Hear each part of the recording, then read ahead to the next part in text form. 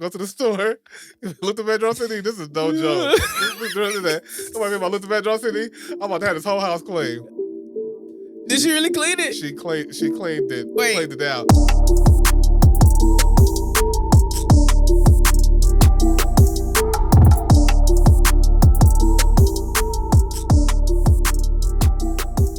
What is up, everybody? It is Rashaun Pratt, one half of As We Walk podcast. Listen, I'm excited today, man. I am too. I am excited. We have a great episode for you guys. So we're going to dive in, man. Without further ado, I want to introduce my brother, Darren Webb. Let's give it up for my brother, Darren Webb. Woo! What up, everybody? Good to see you guys on today. So what are we talking about today? Today, we are talking about fatherhood issues, man. And we're going to do part one and part two. So this part, we're going to talk about, our childhood and what not having our fathers in our lives or consistently in our lives, the trauma that gave us, and the challenges that we see now as fathers, and what that did to us. So you want to dive in, or you want me to get started? Yeah, I'll probably dive in because I probably have the least exciting of the story. But when I think about fatherhood and looking at my own childhood, one of the things I was very fortunate growing up in San Francisco, growing up in Hunters Point, growing up in the projects, growing up in the ghetto, whatever people wanted to call Hunters Point or whatever. Growing up in a community where there was a lot of people that grew up without fathers. I was actually blessed and fortunate that I actually had my father, who is my stepfather, but we never did the whole stepfather deal, stepkids thing. So growing up, I would say that for me, my parents never hid from me that I had, that I have, of course, a biological father. Yeah. And so growing up, a lot of times I would, it's something I never really too much considered. I had other siblings that my biological father had that I would stay in, that I stayed in contact with. But other than that, I really never too much thought about him. I would, I never really inquired. I really wasn't inquisitive. I didn't really ask a lot of questions. He would pop up here and there with a phone call or, with a promise of, I'm gonna take you to Disneyland. I want to do this. I'm gonna take y'all to Chuck E. Cheese and stuff like that. But I really appreciate the fact that my parents did not they didn't they didn't try to play that game of, oh no, this is your father, this is my mom was like, my mom was not like, oh, this is who I marry, this is your father, you don't need to know about that. So it was different in the fact that my parents not only kept that on the forefront of my mind that I actually had a biological father, but also encouraged me to communicate with him when those opportunities, which were few and far between, actually came about. But I think for me, growing up, I even remember like being in elementary and stuff like that and wanting and having a hard time putting Junior on my name. Wow. Like I really, like I hated to put Junior on my name. And even growing up at, getting into my teenage years and adulthood, like it was a battle, but I remember like getting homework done as a kid and my parents, of course, at that time, back in the day, they really encouraged you to write your full name. And they got to that JR. Ooh, that was not easy. Wow. Because I hated to do that. And so I would purposely sometimes just write, Darren Webb and not try to put the Junior in my, my parents were like, oh no, you need to write your whole name, put the Junior on there. And that was a battle to do that.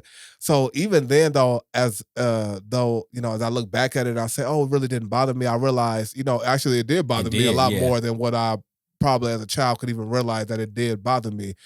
Because I think as a child, it was very hard, and even as in adulthood, it was kind of one of the things for me to grasp.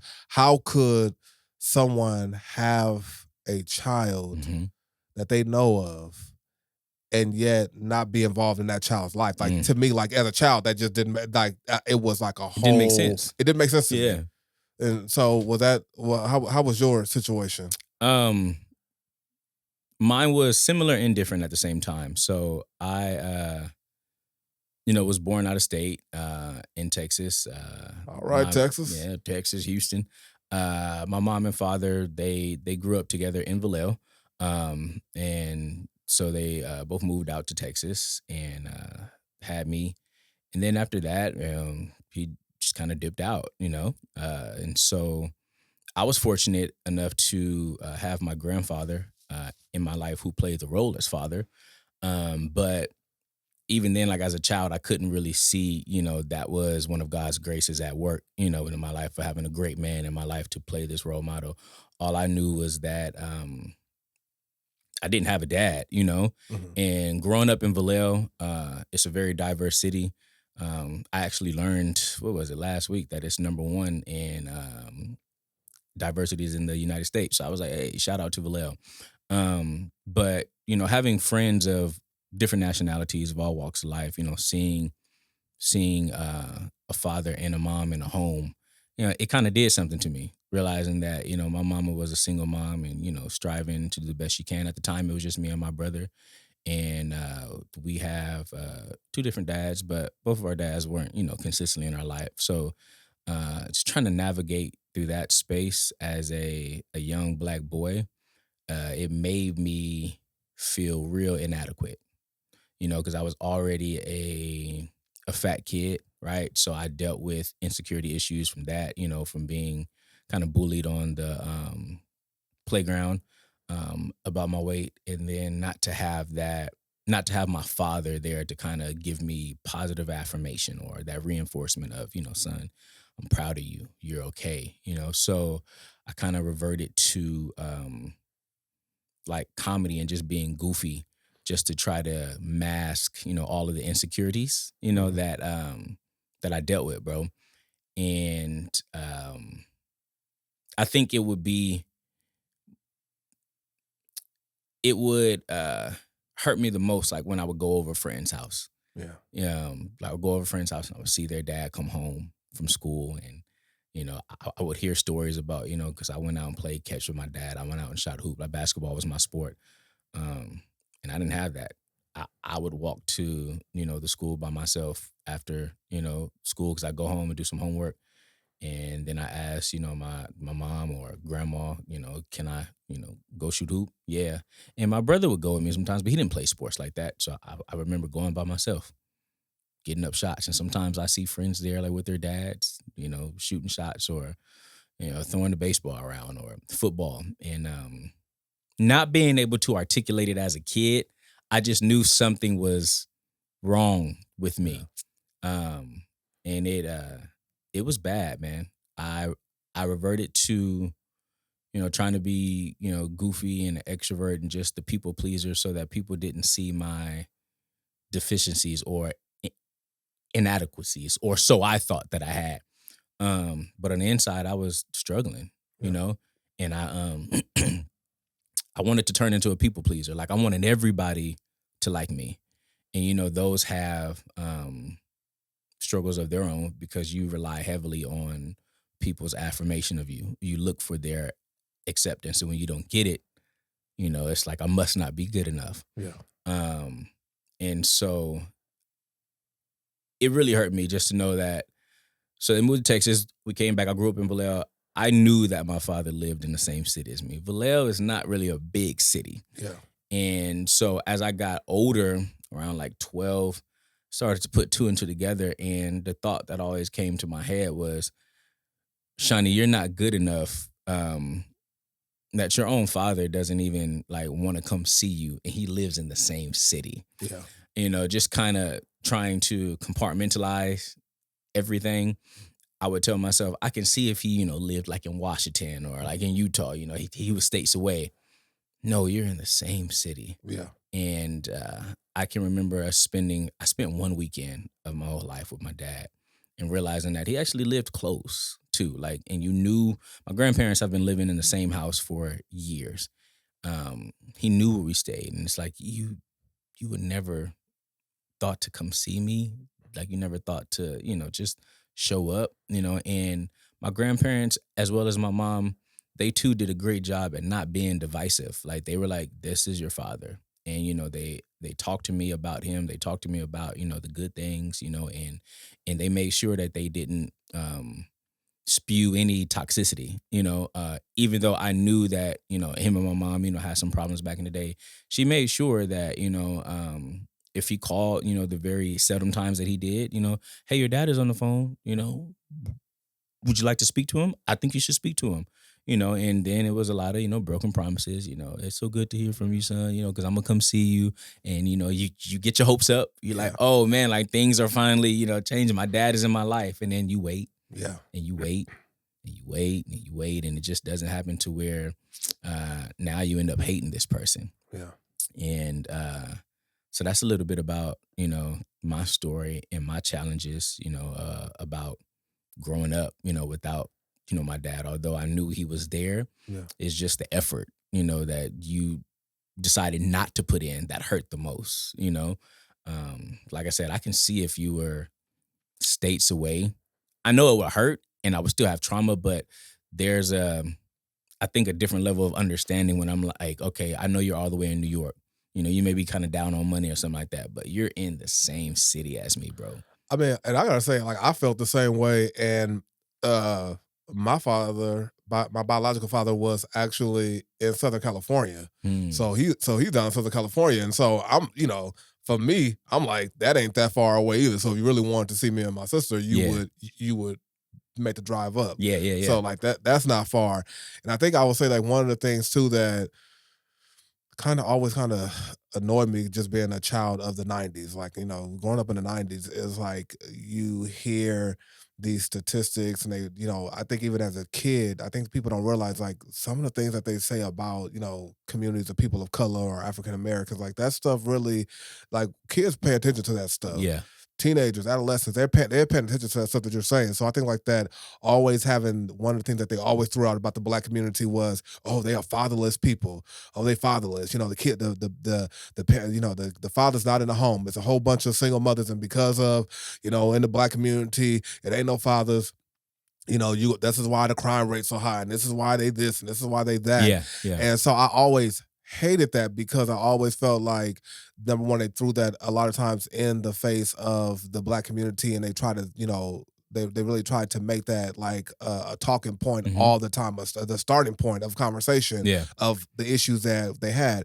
But then when you realize also that they were that there's a system being built as well that kept the fathers out of the homes. Mhm. When you start looking at, government assistance and, Yeah. what we will give you and what we won't give you. And so we're going to incentivize, the fathers not to be in the Can't house. be in the house to receive this And assistance. so and I'm not saying that to say, oh, it's, the government's fault that this is happening, but you also have to realize that there's systems being created to incentivize fatherless communities. And when we look at our community, when stuff is in there, I think when people hear that, I think it made it easier, in some people's mind to not be present in their kid's life, because a lot of times then what the community starts to do is then they start to overemphasize the role of the mother in the kid's life, Yeah.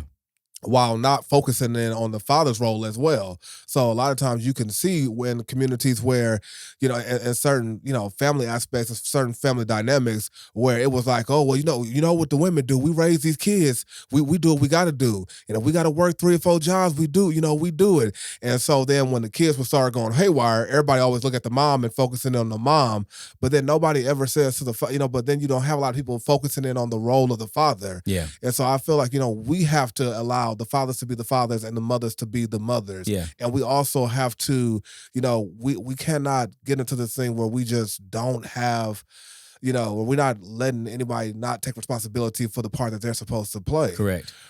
And I'll share this thing.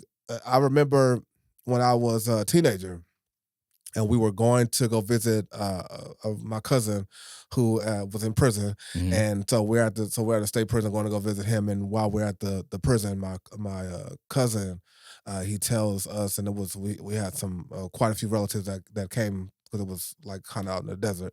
And so we went out and we went to go to visit him. And he says to me and my sister, "Oh, your dad is in here." And I'm like, and it's again my mind, like my dad, no, my dad, no, my dad ain't in jail. Yeah, yeah, My yeah. dad ain't in prison. He said, "No, your dad is here. Darren is here." And I'm just like, huh? And I'm, I think I Wow. said right, I was like, "Ain't my dad." Yeah, yeah, And I was yeah. like that ain't my dad. And so he's like, "Oh, he want to see y'all." And when he said that, I was just like, "Really?" Yeah. Wow. Last time I talked to this man probably was several years ago, and it was we gonna go to Disneyland and it ain't never happened, or we gonna go to somewhere that ain't never happened. Yeah. And so he said he wanted to meet with it, and that made me so mad. I was like, he want to meet with me.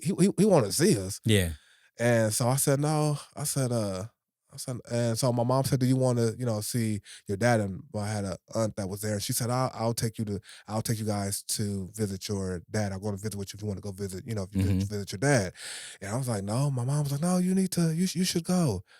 I said, I ain't going to go visit him. I Yeah. mean, I don't want to. Because I was thinking, like, well, what we gonna talk about? Yeah. what are we going to talk about? So again, you see like that. Oh, it don't really bother me, but it does bother It does, me. yeah. You're And trying to act strong. right. So I'm like, oh, no, well, so. Long story short, my sister ends up. She ends up going on wanting to go visit him, and I was just so mad at her. I was like, really? Why you? What you gonna talk to him about? Why do you want to go? And I was so mad that she wanted to go see him, and she did. But you never went? I never went. Wow. I never went. What was it about that experience that was so hard for you to actually just go and see him? Again, for myself, I'm trying to think about what is it that we're actually going to talk about. What are we going to be discussing? Like at this point, I'm in my teenage years, so I have already done multiple. I'm living the life of a teenager, Yeah. and I have had Christmas, birthdays, graduations, all without you, and you weren't present to any of them. Yeah, yeah, yeah. Not even a phone call.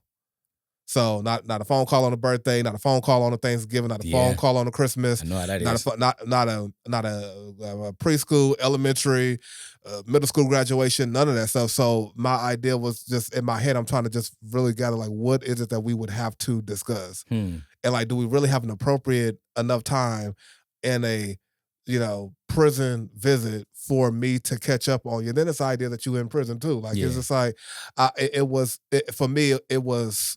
I just didn't see what would be the point. And how old were you at the time?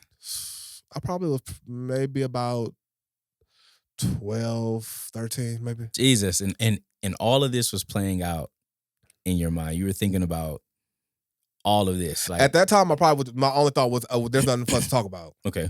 That's probably at the time. Now as I look back at it, I'm like, I can see why I was kind of formulating in my head, but my idea was like, it's no reason for us to sit here and talk. You have not been present. You haven't even put the effort in. Yeah. And again, he wasn't down the street, but you were close enough to be able to visit. You could have made it happen. You could have had access to a phone call and all that stuff. And now that I'm here, visiting somebody else, and you want to summons me for a visit. Not summons. You want to summons me for a visit. Come to my chambers, okay? Yeah. Come talk. No, no. Yeah. So your sister went to go see him. Mind you, his sister is older, right? But did that make you feel any type of way when she went to go see him and you didn't? Well, she was a year older than me, so it's still older. And women mature faster than men. So they say. Yeah. So it's some truth to that. And so she wanted to. I just understand. Like again, I'm trying to.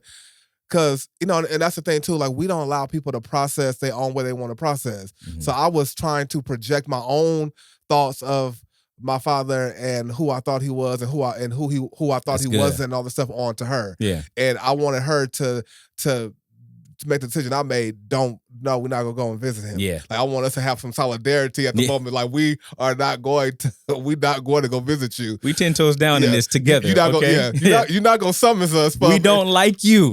Right.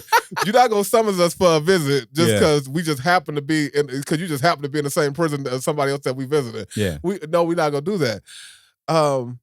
But again, like that's as I look back, I was like, you can't. That was my sister's decision. That's my sister's journey, and so we talked about it. And I don't even. They even took a picture and stuff like that. Wow. And I don't want to see that picture and stuff like that. And then I found myself looking at it and stuff like that. Oh, y'all look alike. But deep down inside, you did though. Probably like, okay, let me see what he, what actually looked like. Let me see how he looked. But of course, at the time I'm like, I don't want to see all that. Mm-hmm. Maybe sometime later, when I, by myself, maybe I'd look at it, find myself looking at it a little bit, longer. So, okay, okay, I can see the kind of features and stuff like that. Uh, but again, we have to remember like kids. We have kids processing that. Like you have a. I'm a child. I'm just trying to process that. That trauma. Yeah. And it's that the disappointment. You're processing the disappointments. The absence. Like that. That stuff actually does do damage to a child. Yes, it does. And I think that for men and for women, we have to also we got to also think about those kind of things. So even like you talked about for your own experience, where your grandparents and your mother, was very careful not to be toxic Yeah. about that. In a lot of situations, you got people who don't. That ain't the case. True. They, Yeah. and so you make it even harder for a child to even come up with the idea of trying to build whatever kind of relationship they could have with a father if Right. when you got people saying, "No, your dad is this, that, Or even trying to find healing, through it, because there are some instances where, like me right now, like there's where I am today is I wish that I can sit down and have a conversation Mhm. with my dad. I feel like I'm at a great place to have that, but I don't know where he is. I've searched for him on social media. I've inquired about him.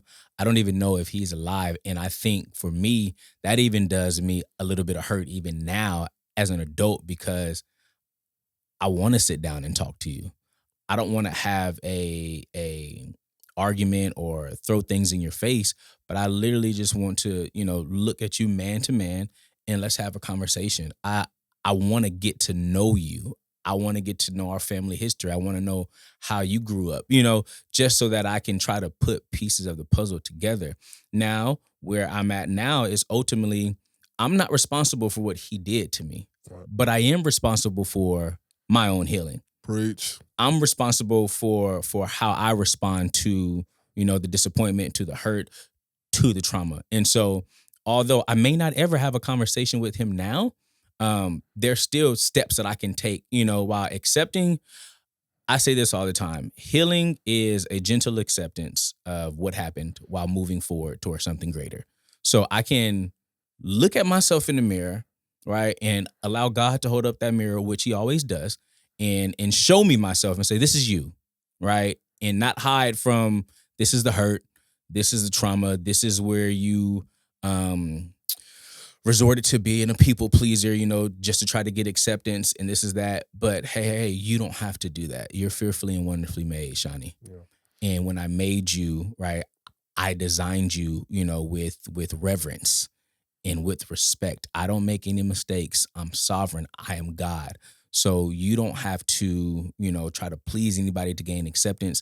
This is you. Accept it. Now we can move forward. Yeah. There are steps that you can take to move forward, with me and in me. And so that's where I am now. But just thinking about those children whose parents, both men and women, love to project their experiences or their toxicity on them, my heart goes out for them. Yeah. Because it makes it even more. I can only imagine had my mom, been like, he ain't nothing, he ain't this, that, how much harder it would have been, for me to get to this place where it's like I long to actually see you. Yeah. And it's a danger that we can do as parents, to our children, of projecting our own insecurities and hurts onto them based off of a failed relationship. Yeah.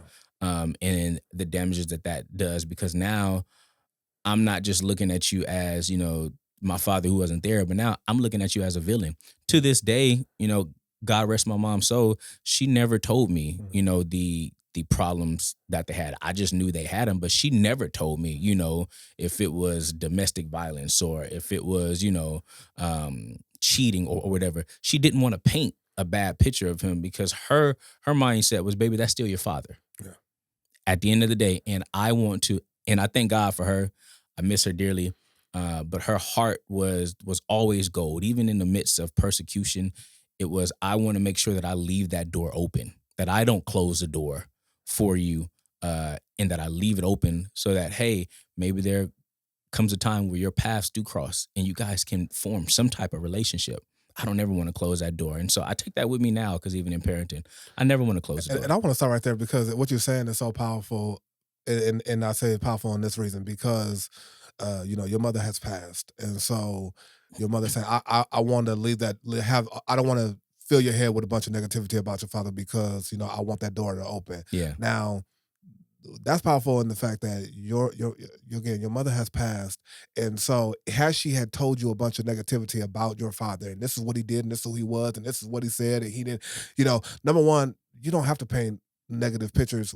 We already, as children, we can see, We can see. we can see what's going on. We can Say see, it. we can see what you don't tell us. Say it. But with your mother now being gone and with the Lord, now that she's gone, if now is the fact that I've lost my mom, Yeah. and then you're not there. If your dad ever does come around, if mom had told you a whole bunch of negative and bad stuff about dad, well, mom gone now, so I'm really going to now not want you to be around, because now that I know what you did to her, and now when she would, and Right. this and that, and this is how you treated her, and now she gone, and why would I ever want to open up a door for you? Come on. But she was wise not to say that, because now that she's gone, I want that opportunity for a door to be open. Yeah. That's wisdom right there. Woo. That's God-given wisdom right Yeah. there.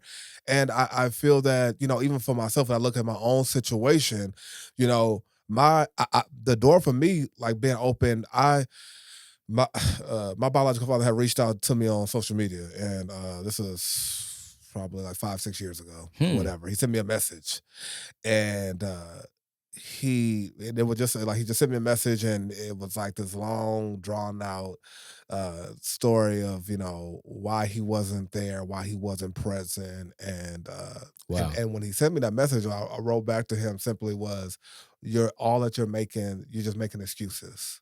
Wow. Because what he had shared with me was, he said I thought that your life would have been better, you and your sister's life would be better if I wasn't in it, Jesus. because of the life that I was living. Yeah. And because of what I was doing, and I said to him, I said, that's that. And so I read all of what he said, and I said, that's an excuse.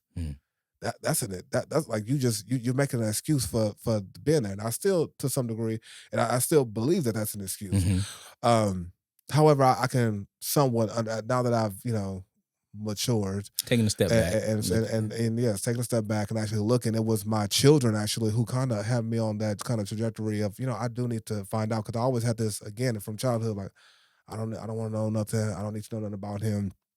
I'm fine. He don't want to be in my life. I don't want to be in his. He don't want he don't want to know what's going on with me. I don't want to know what's going on with him. I kind of just had that mindset. But then a couple of things. It's like, number one, you a preacher of the gospel. Come on. So while I'm over here preaching all this gospel and all this reconciliation and God forgives and God help you move on, yet I got unforgiveness lodged in my heart. Lodged, deep rooted. I mean, like a splinter. like a huge splinter that just won't leave. It's in there. It's in there. Yeah. And I'm sitting here talking, and God, and just the gospel and just all of it, and God can forgive you, and God can heal you, and God help you, and all that stuff. And yet I'm sitting here just walking in that. And so I had to say to myself, okay, something wrong. Yeah. Because when you can preach the gospel and help people understand that God forgives them, that God is a loving Father, and everything that other people weren't, God can be that for you. Yeah. And that God can forgive you of your worst mistakes, but yet you won't forgive someone. Yeah.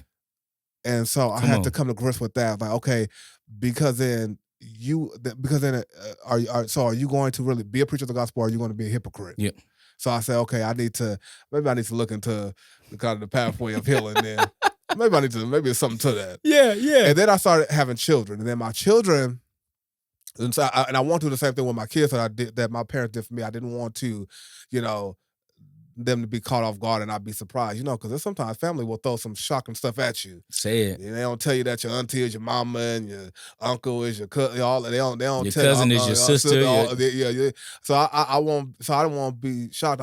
So I told them, like, this is your G-Pa. That is my dad. But I want you to know that but he also will be in technical terms my stepdad. But I also have a biological father. And I remember when I first told them that, like, they were just like stunned. And so and they and they were like, what, huh? So what you got, huh?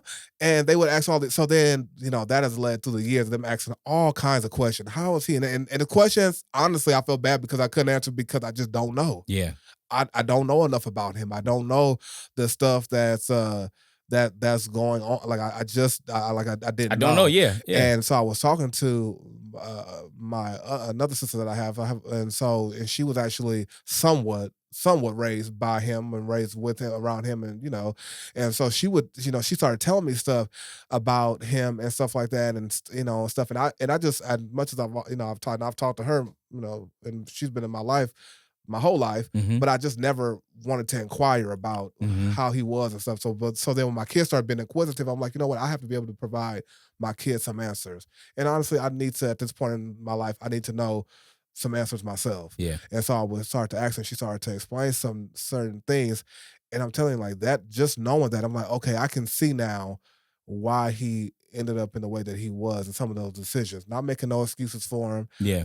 not doing all that stuff. But now I can say, okay, now it starts to make a little bit of sense why you would just come and go and only hear from you every few years. Yeah. And we getting quick 15-minute conversations, and then you gone again for another 6 years. Yeah. So it's still a process. Correct. It's still a process, and I think that you have to allow yourself to sit in that. But then again, and I'll say this too, like, again, if we are going to be people who are going to be Christians and call ourselves believers, we have to walk in forgiveness, not just forgive people who we want to forgive, Mm-hmm. but we have to forgive even those people who we feel have deeply hurt us. I love that.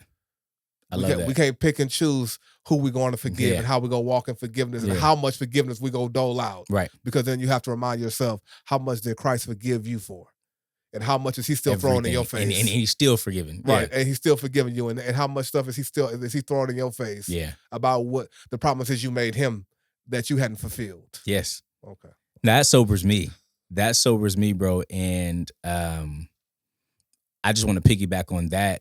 One thing that kind of I have to remind myself is forgiveness is definitely a choice, and it's not a one-time choice. Like, I've said it, years after years, like, Dad, I forgive you. Dad, I forgive you. But I have to wake up, every day and make that choice. And I think what gets me the most is what you were talking about. Like, I don't know. I don't know family history.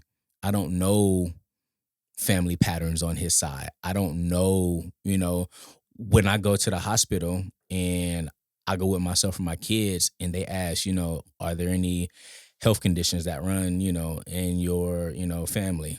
Well, because I know on my mom's side this, okay, so what about your dad? I don't know. And that gets me, or even, patterns that ran in my family. The only thing that I knew about, my father is that at times he can, he can be a alcoholic. And I realized that, that's a pattern in a struggle that tries to attach itself to me that I combat, not saying that I struggle with that, but there is a deep longing at times, for, hey, what I'm saying, I'm just go to the bottle, but I don't do that because the power of Christ and his grace is sufficient for me. But I think that there is a forgiveness that I have to constantly choose every day, or when things come up that makes me go, wow, like, I didn't think about, how this would affect me, from him. I got to choose forgiveness again. I can't, go back to just 15-year-old me and say, well, because I already forgave him. And then I'm now holding on to something else. I'm choosing it again because why? Christ chooses forgiveness for us. Right. Daily. We wake up, daily with, new mercies and new grace. Yeah. And so I have to continually work that out. And I also, that led me to something that you said was so powerful. Like, you got to allow people to process. And whatever that time frame looks like, that's your process. As long as you're processing, we can't get stagnant, but as long as you're processing. And I think a danger is we put a time limit on people's processing, or those who are in Christ, people's sanctification. Yeah. On me maturing and becoming more like Christ, we put a time limit on it, and I'm not saying God is sovereign. He's powerful. He can do whatever he wants to do. He can heal you just like that. He can take stuff away, but I feel like he's a redeemer. Yeah. And so he takes that which is bad and uses it for good, in which We can look at our infirmities and we can look at our flaws and we can look at the stuff that we deal with and the things that we don't like that happen to us and see God's hand at work, bro. And his hand at work is this. We are literally altars of broken stones. I'm messed up, homie. You messed up, right? But God still delights and chooses to use us as vessels, broken vessels. How does that make sense? God, like, why would you use a broken vessel? Well, man fell at the beginning, right? And now I'm choosing to redeem. I've died. Christ did the work. His work doesn't need no help. But now I'm choosing to redeem those broken vessels and use it for good. That's grace. I don't deserve it. That's grace that God, I'm in no way, no shape perfect. And by my own standards, like I can't be used. I know the thoughts that I think, those thoughts that nobody else knows. I know the intrusive thoughts. I know some things that I say under my breath. I know some things that I say in my heart. And God, you still want to use me? You still call me? That's grace. And that's what he means in this word about my grace is sufficient. Hey, Paul said literally, like I felt like there's a messenger of Satan. A messenger of Satan. Them coming to proclaim everything bad about you. Messengers proclaim. You're this, you're that. All of the stuff that I dealt with as a kid, all of the, you're fat, you're not good enough. You're too dark skinned. Your dad doesn't want you. That messenger of Satan is just proclaiming all of this stuff. Hey, but my grace is sufficient because listen, I love you. You're a son, Rashaun. I'm calling you to, wherever I'm calling you to do this in the midst of what this messenger of Satan is testifying to you. I feel like Paul, God, take it away. My grace is sufficient. And as we close, I'll say this: one of the things too that we have to remember about grace, and when God is always reminding us about the grace that He's given us, that same grace that God gives us, we also have to extend grace to other people as well. Because what about this? Like, as we look at, as believers and people, okay, well, what if our hearts towards our fathers is so that the door is closed, we don't want it? But what if God one day wants to use us or use the person that's listening to us to be the person that lead your fathers to Christ? Somebody said, oh, but my father is an alcoholic, but my father was a womanizer, but my father was, he was this and he was that. He was a drug dealer. He was a gang member. He's this and he's that, or he's now in this condition. But what if God wants to use you? Yeah, that's good. What if God wants to use you to be the person to lead your father or your mother to Christ? But so you got to be able to work through that unforgiveness. You got to work through that trauma. You got to work through all the pain and the hurts and I cried myself to sleep because I had my bags packed and he didn't come and all whatever it was for you. You got to work through that because you have to be in a place to remember that God also He extended grace to you. I love it. And He kept giving you grace. And one thing in the way that grace works is when you've been extended grace. When you've been extended mercy, you want to give that to other people. Yes. You experience it. You're making me mad right now. I'm very upset right now. But when God has given me grace, when God has extended me mercy, when He should have cut me off, when He had every right in His sinless perfection, when He had every right to throw me away, and He made the decision to extend grace and mercy to me, I have to give that to somebody else. Come on. Even if it's somebody like my biological father who chose not to be present in my life. And is still choosing not to be present in my life. As now are in his grandkids' life. I have to be able to extend that. I have to give that to everyone. Because I can't stand before God in judgment and say, well, yeah, God, I preached in your name and I did all this in your name and I ministered in your name and I did all this stuff in your name, but I just could not get over this one hump of I couldn't get this one hill I couldn't get over. And that was that hill of my father. And so we got to remember that as grace and mercy has been extended to us, we have to be able to give that to other people. And not only that, our children are watching us. Come on. And we can talk about that in our next episode. This has been As We Walk Podcast. Thank you.